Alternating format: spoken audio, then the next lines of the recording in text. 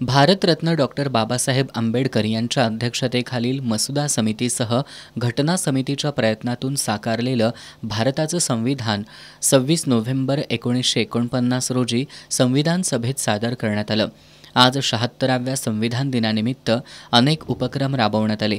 कोडोलीतील सर्वोदय चौकात दलित महासंघाच्या वतीनं संविधान दिन उत्साहात साजरा करण्यात आला.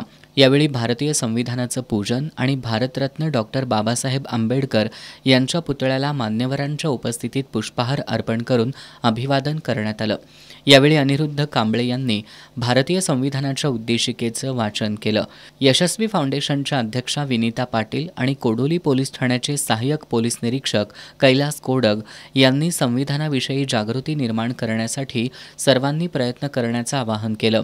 यावेळी श्रीकांत कांबळे, अभिजित बनसोडे, धनश्री बनसोडे, संजय निकम, दयानंद कांबळे, विक्रम समुद्रे, प्रकाश महापुरे, शाहरुख पेटकर, मनोज गायकवाड, निखिल कोळी, अमोल महापुरे, दीपक सकटे, निलेश महापुरे, स्वप्नील चोपडे यांच्यासह भारतीय दलित महासंघाचे कार्यकर्ते आणि ग्रामस्थ उपस्थित होते.